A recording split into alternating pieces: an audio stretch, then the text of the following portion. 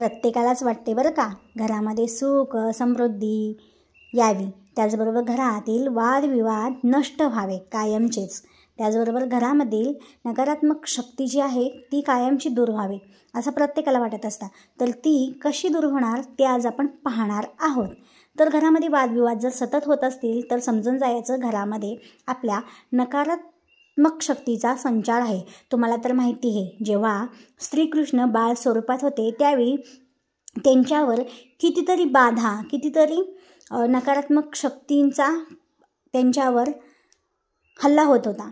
तर जेव्हा बाळकृष्ण ह्या धर्तीवरती आले त्यावेळी त्यांचा वध करण्यासाठी, त्यांची हत्या करण्यासाठी, त्यांचं बाळकृष्ण स्वरूपातील हत्या करण्यासाठी कंसाने कितीतरी दैत्य पाठवले होते. म्हणजे एक प्रकारची नकारात्मक शक्ती पाठवली होती. तसेच प्रत्येक मनुष्य जन्मामध्ये ना, प्रत्येक घराघरामध्ये ना काही ना काहीतरी अशाच वाईट गोष्टी असतात, नकारात्मक गोष्टी असतात. जशा सकारात्मक गोष्टी असतात, देव दैत्य दानव असे प्रत्येक हिंदू धर्मामध्ये तरी ना प्रत्येक भाविकांचा ना ह्या सर्व गोष्टींवरती विश्वास आहे. जर तुमचा ह्या सर्व गोष्टींवरती विश्वास नसेल तर आत्ताच हा व्हिडिओ सोडून जाऊ शकता. जर विश्वास असेल तर व्हिडिओला एक लाईक अवश्य करू शकता. तर तुमच्या घरातील ही अशा बाधा, अशी संकटे जर दूर करायची असतील तर तुम्हाला माहिती आहे बघा, आपल्या घरावरती ना आपल्यावरती आपल्या प्रियजन जसे बरेच जण असतात ना, तसेच आपले वाईट होणे, आपल्यावर नजर वाईट ठेवणे, आपल्यावर सतत आपल्याविषयी निगेटिव्हिटी असणारे, म्हणजे ह्याची कशी प्रगती होत आहे अशा प्रकारे विचार करणारे बरेच जण असतात. त्यांची ना आपल्याला एक प्रकारचे ना वाईट दृष्टी म्हणजे नजर लागत असते. तर ती नजर, ती नकारात्मकता आपल्या घराला न लागता ती आपोआप दूर कशी व्हावी ह्याचा उपाय आज आपण बघणार आहोत. म्हणजे काय, श्रीकृष्ण जन्माष्टमीच्या आधी तुम्हाला घरात मी जे आता वस्तू सांगणार आहे त्यापैकी ही एक वस्तू अवश्य आणा. तुमच्या घरातील सर्व वादविवाद दूर होऊन शुभ गोष्टी आयुष्यात हळूहळू घडायला लागतील. तर कोणत्या आहेत त्या गोष्टी तर मी तुम्हाला सांगते. तुम्हाला प्रत्येक घरामध्ये ना एक बाळकृष्णाची मूर्ती असायलाच हवी. तुम्ही पितळेची अवश्य ही बाळकृष्णाची अगदी छोटीशी, म्हणजे 2 इंच 1.5 इंचच्या आसपास आणा. म्हणजे अर्धा इंचाच्या पेक्षाही मोठी आपल्याला, म्हणजे आपला जो अंगठ्याचा पेरा आहे ना, जो पहिला पेरा असतो त्या पेरापेक्षा मोठ्या मूर्त्या घ्यायच्या असतात, जे देवघरामध्ये आपल्याला स्थापित करायचे असतात. म्हणजेच काय, तुम्ही अंगठ्या एवढी, म्हणजे अंगठा पूर्ण मोठा आहे का नाही तेवढी, म्हणजे 1 इंच, पूर्ण 2 इंच, 2.5 इंच अशा प्रकारे धातूची मूर्ती तुम्हाला श्रीकृष्णाची घरामध्ये आणायची आहे. जर तुम्ही धातूची घेऊ शकत नसाल तर मातीची, जी आता बाजारामध्ये बऱ्याच प्रकारे उपलब्ध असते, जी डेकोरेशनसाठी वगैरे यूज केली जाते, तर तुम्ही तीसुद्धा बाळकृष्णाची मूर्ती आणू शकता. शेवटी काय, मनातील भाव महत्त्वाचे आहे. तर तुम्हाला एक बाळकृष्णाची मूर्ती आणायची आहे. तुमच्या घरामध्ये बाळकृष्ण, जे लंगडे बाळकृष्ण असतात ना, तो आणायचा आहे.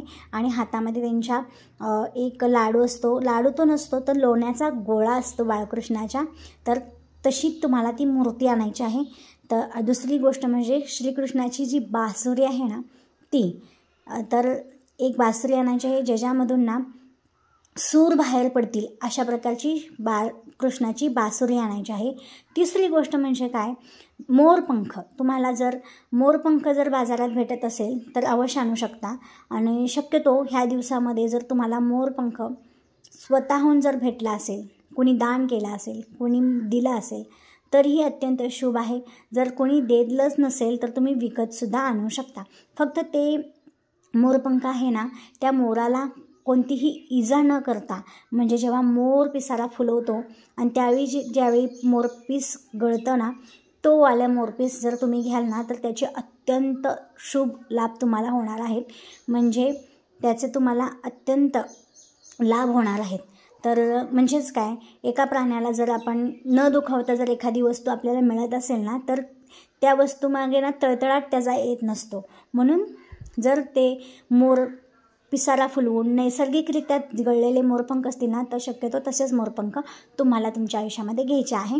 तुमच्या घरामध्ये तुम्ही एका बाळकृष्णाच्या मूर्तीला लावू शकता किंवा खिडकीजवळ लावू शकता आणि घरामध्ये हवा, ती जी खिडकी सतत उघडी असते त्या खिडकीजवळ लावू शकता.